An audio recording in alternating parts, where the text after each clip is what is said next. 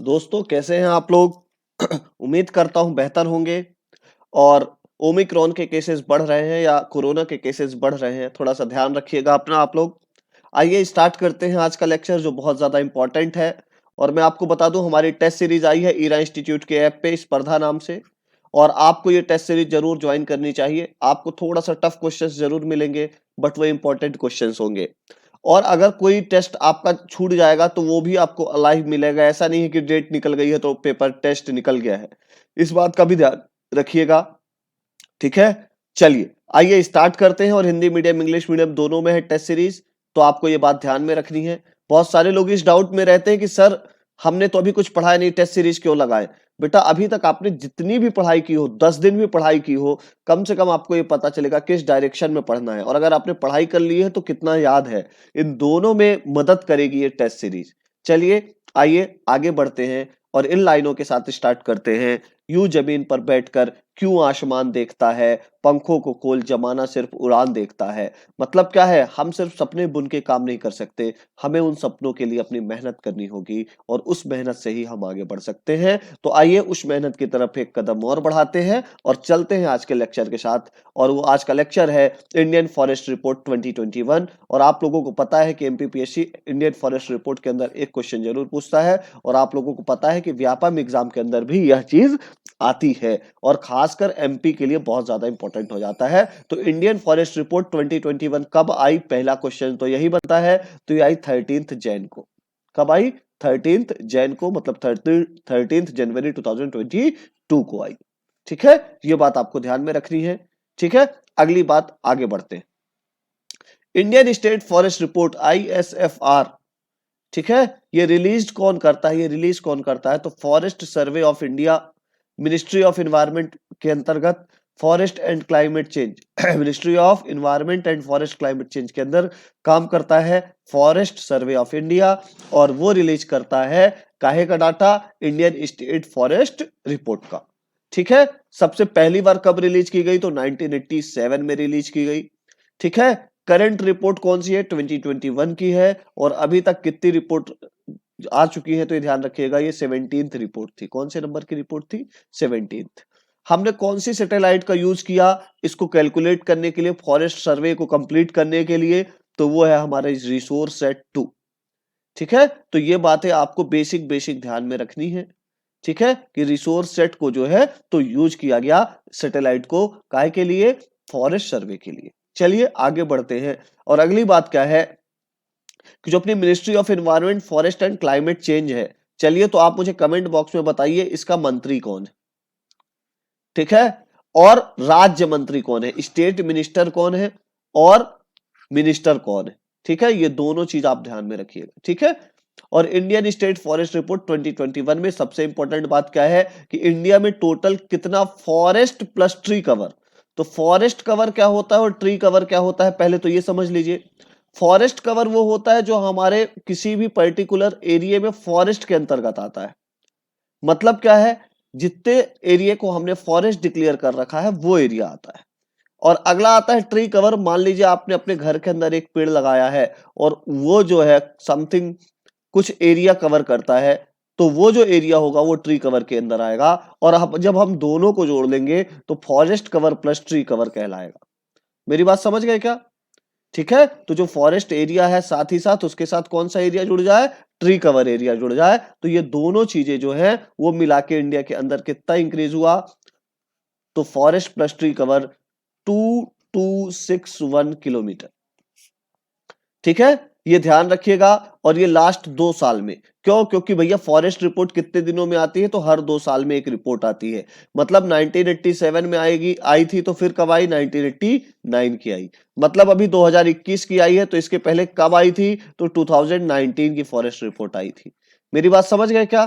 2021 की forest report अभी आई है। ठीक है, जिसके बारे में हम डिस्कस कर रहे हैं। और 19 से लेके 21 तक कितने स्क्वायर किलोमीटर बढ़ा? तो 2261 स्क्वायर किलोमीटर का इंक्रीमेंट हुआ इंडिया के total forest plus tree cover area में। ठीक है, तो अब इसमें ध्यान रखते हैं अपन कि फॉरेस्ट कवर कितना बढ़ा? तो 1540। कितना बढ़ा 1540 स्क्वायर किलोमीटर, और ट्री कवर कितना बढ़ा तो 721 स्क्वायर किलोमीटर। कितने किलोमीटर बढ़ा 721 स्क्वायर किलोमीटर। ठीक है, इसकी ये किससे बढ़ा 2019 की रिपोर्ट से कितना इंक्रीमेंट हुआ हम उसकी बात कर रहे हैं। मेरी बात समझ गए क्या? तो आइए आगे चलते हैं। अगली बात, टॉप 5 स्टेट। अब हम 5 बड़े राज्यों की बात करेंगे जिन्होंने अपने फॉरेस्ट कवर एरिया को क्या किया है, बढ़ाया है। मतलब क्या है, 19 में जो था उससे क्या किया है, इंक्रीज किया है। ठीक है, तो ये सबसे पहले ये ध्यान रखिएगा कि सबसे ज्यादा इंक्रीज किसने किया है, आंध्र प्रदेश ने किया है, एपी ने किया है। उसके बाद तेलंगाना, उसके बाद ओडिशा, उसके बाद कर्नाटक और झारखंड।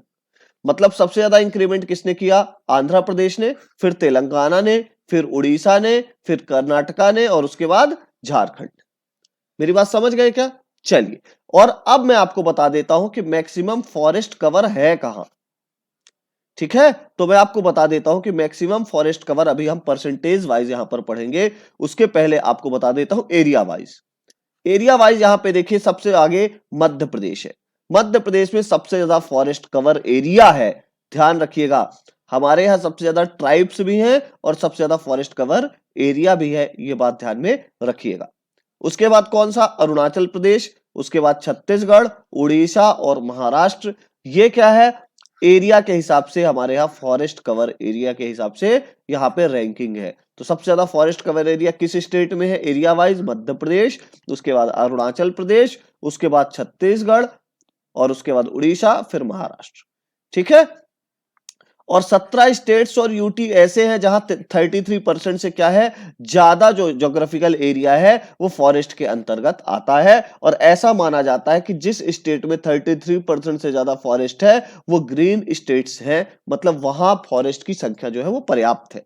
उनमें से कितने जो मैं आपको नाम ले रहा हूं ये 75% से ऊपर वाले हैं, जहां 75 से ऊपर क्या है, फॉरेस्ट कवर एरिया है। उसमें परसेंटेज वाइज सबसे ज्यादा फॉरेस्ट कहां है, तो मिजोरम में। जैसे हमारे पास पॉपुलेशन के हिसाब से सबसे ज्यादा क्या है, मध्य प्रदेश है एसटी पॉपुलेशन में, उसी प्रकार मिजोरम भी परसेंटेज वाइज एसटी पॉपुलेशन में क्या है, सबसे ज्यादा है। ठीक उसी प्रकार जैसे फॉरेस्ट के एरिया में सबसे ज्यादा कौन है, मध्य प्रदेश, तो मिजोरम भी कैसा है, सबसे ज्यादा है फॉरेस्ट कवर एरिया परसेंटेज में स्टेट्स के अंदर। जब हम यूटीज की बात करेंगे और यूटी प्लस स्टेट की बात करेंगे तो लक्षद्वीप आ जाएगा। पर अभी मिजोरम, उसके बाद अरुणाचल प्रदेश, फिर मेघालय, फिर मणिपुर। तो आप ध्यान से देखिएगा, परसेंटेज वाइज भी सेकंड पोजीशन पे है अरुणाचल प्रदेश, और एरिया वाइज भी सेकंड पोजीशन में है कौन सा, अरुणाचल प्रदेश। ये बात आपको ध्यान में रखनी है।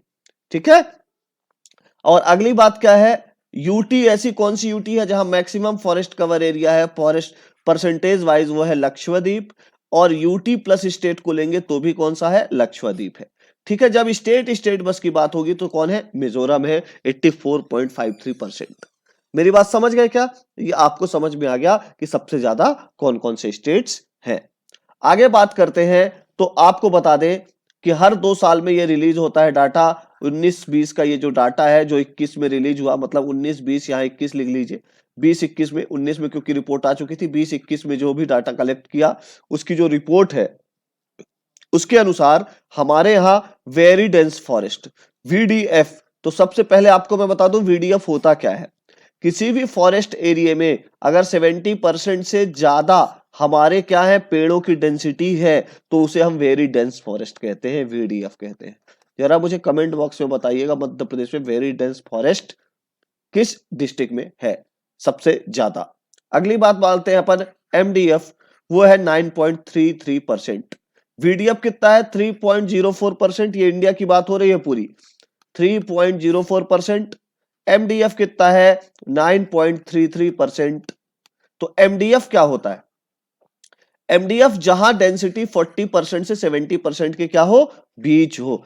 ट्रीज की डेंसिटी 40% से 70% के बीच हो, वो इलाका कहलाता है मीडियम डेंस फॉरेस्ट, एमडीएफ, और वो है 9.33% हमारे भारत के अंदर।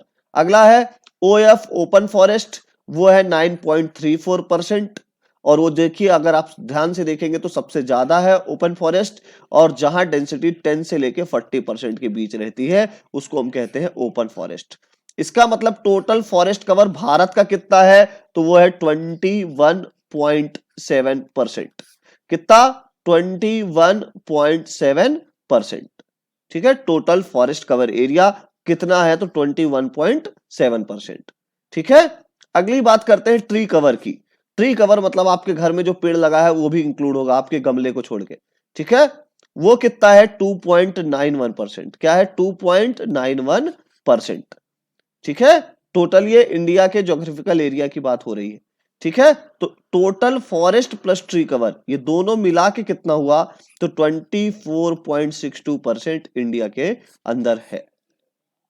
मेरी बात समझ गए क्या? ये डेंसिटी के हिसाब से मैंने आपको ये पूरी डिटेल दे दी कि सबसे ज्यादा वीडीएफ कहां है, एमडीएफ कहां है, ओपन फॉरेस्ट कहां है, फिर टोटल फॉरेस्ट कवर कितना है और ट्री कवर कितना है, total tree cover plus forest cover कितना है, ये बात आपको मैंने यहाँ पे बता दी। और अगली बात एक फैक्ट, मैनग्रोव सबसे ज्यादा कहां पाए जाते हैं? तो ये ध्यान रखिएगा, वेस्ट बंगाल के अंदर, उसके बाद गुजरात के अंदर। ठीक है, तो +2 हुआ है मैनग्रोव के अंदर बंगाल में और -2 हुआ है मैनग्रोव के अंदर गुजरात में। स्क्वायर किलोमीटर की ही बात हो रही है। तो सबसे ज्यादा मैनग्रोव कहां? वेस्ट बंगाल में। और मैनग्रोव के अंदर इंक्रीमेंट भी सबसे ज्यादा किसने किया? तो वेस्ट बंगाल ने, वो है +2 स्क्वायर किलोमीटर। मेरी बात समझ गए क्या? इतनी बात आपके समझ में आ गई होगी। तो आइए अगली स्लाइड पे चलते हैं जो कि ज्यादा इंपॉर्टेंट है। और अगली बात क्या है कि इस बार का जो असेसमेंट आ रहा है 2021 का, इस फॉरेस्ट रिपोर्ट का, इसमें क्या हमने नया इंक्लूड किया है? तो टाइगर रिजर्व, ठीक है, कॉरिडोर्स और lion conservation area of India, इसके बारे में भी डिस्क्रिप्शन देंगे हम फॉरेस्ट रिपोर्ट के अंदर जो 2021 की आई है। ठीक है, इनके बारे में भी डिटेल देंगे और इनकी डिटेल का वीडियो भी मैं लेके आपके सामने आऊंगा। अभी आगे आपको और डिटेल बतानी है जो कि इंपॉर्टेंट है। उसके पहले ये बता दूं कि हमारी टेस्ट सीरीज है 1 तारीख से हमने चालू कर दी थी। और आपको बता दूं आज तक जितने टेस्ट हो चुके हैं, अगर आप आज ज्वाइन करते हैं तो आज आप उन टेस्ट को दे पाएंगे। अपने पास स्टार्टिंग लिमिट है कि मैं टाइम टेबल के अकॉर्डिंग ही दूंगा आपको टेस्ट, पर आप जब मर्जी हो तब लगा सकते हैं, ऐसी कोई बाध्यता उसमें नहीं है। तो आप टेस्ट सीरीज को जरूर ज्वाइन करिए, आपको बहुत ज्यादा लाभ होगा। ठीक है, चलिए आगे बात करते हैं अपन। तो top 5 states in terms of decrease in forest cover area. देखिए, मैंने इंक्रीज का आपको बताया था कि सबसे ज्यादा इंक्रीज कहां हुआ। ठीक है, तो मैंने आपको बताया था सबसे ज्यादा इंक्रीज जो हुआ वो हुआ था आंध्र प्रदेश में, और यहां डिक्रीज हुआ है अरुणाचल प्रदेश में। सबसे ज्यादा कमी कहां आई है? अरुणाचल प्रदेश के अंदर आई है। हालांकि हमसे ये पूछना नहीं चाहिए, पर इन केस अगर ऐसा पूछ लेता है कि सबसे ज्यादा कमी कहां आई, तो वो आपको पता होना चाहिए अरुणाचल प्रदेश के अंदर सबसे ज्यादा कमी आई है। ठीक है, उसके बाद मणिपुर और उसके बाद नागालैंड। उसके बाद क्या क्या? मणिपुर और नागालैंड, ये बात भी आप ध्यान रखिएगा। जहां क्या हुआ है? डिक्रीमेंट हुआ है, मतलब जो टोटल फॉरेस्ट कवर एरिया था उसमें क्या आई है? कमी आई है। मेरी बात समझ गए क्या? और आपको मैं बता देता हूं कि अरुणाचल प्रदेश में कितनी कमी आई। हालांकि आपसे पूछना नहीं चाहिए, फिर भी मैं आपको बता देता हूं, -257 स्क्वायर किलोमीटर, क्योंकि वो इतना इंपॉर्टेंट नहीं है इसलिए मैंने यहां पे लिखा नहीं है। -257 स्क्वायर किलोमीटर कम हुआ है फॉरेस्ट अरुणाचल प्रदेश के अंदर। ठीक है, अगली बात आते हैं अपन कि मैक्सिमम कार्बन स्टॉक किस स्टेट के पास है। मैक्सिमम कार्बन स्टॉक किस स्टेट के पास है, ये प्रश्न बहुत ज्यादा इंपॉर्टेंट है। तो कार्बन स्टॉक क्या होता है, ये बात आप लोगों को तो शायद पता होनी चाहिए। नहीं पता होगी तो कमेंट बॉक्स में बताइएगा, मैं कार्बन स्टॉक पे पूरा एक वीडियो बना दूंगा। ठीक है, अरुणाचल प्रदेश के पास सबसे ज्यादा कार्बन स्टॉक है पूरे भारत के अंदर, 1023.84 मैट्रिक टन है। ये एमटी जो लिखा है ये मैट्रिक टन है। और उसके बाद मध्य प्रदेश है दूसरे पोजीशन पे। तो हमसे पूछा जा सकता है कि हमारे पास कार्बन स्टॉक कितना है, तो 609 मैट्रिक टन है हमारे पास। क्या? ठीक है, हमारे पास क्या है? 609 मैट्रिक टन कार्बन स्टॉक। ठीक है, बहुत ज्यादा इंपॉर्टेंट बात है, ये भी ध्यान रखिएगा। थोड़ा सा बॉम्बू बॉम्बू के बारे में बात कर लेते हैं। बॉम्बिंग वेरी बॉम्बू जो है सबसे ज्यादा एरिया वाइज कहां पे है, तो मध्य प्रदेश में है, फर्स्ट पोजीशन पे है। और उसके बाद अरुणाचल प्रदेश में है। फिर इसमें एक और कैटेगरी आती है कि ग्रीन और ड्राई। तो ड्राई सबसे ज्यादा मध्य प्रदेश में और ग्रीन अरुणाचल प्रदेश में है। ठीक है, तो बॉम्बू बेयरिंग एरिया जो है वो मध्य प्रदेश में सबसे ज्यादा है, उसके बाद अरुणाचल प्रदेश में है। ये बात ध्यान रखिएगा, फॉरेस्ट रिपोर्ट 2021 कैसा कह रही है। ठीक है, अब मैंने आपको ये फॉरेस्ट कवर एरिया का बताया, तो आपको ये भी ध्यान रखना है कि मैक्सिमम ट्री कवर एरिया कहां है। तो महाराष्ट्र के अंदर मैक्सिमम ट्री कवर एरिया है पूरे भारत के अंदर। ठीक है, और अगली बात आपको मैं बता दूं, इंडिया की जो रैंक है वर्ल्ड में, ठीक है? फॉरेस्ट एरिया जो है वो 10वें पोजीशन पे है पूरे भारत के अंदर, विश्व के अंदर सॉरी।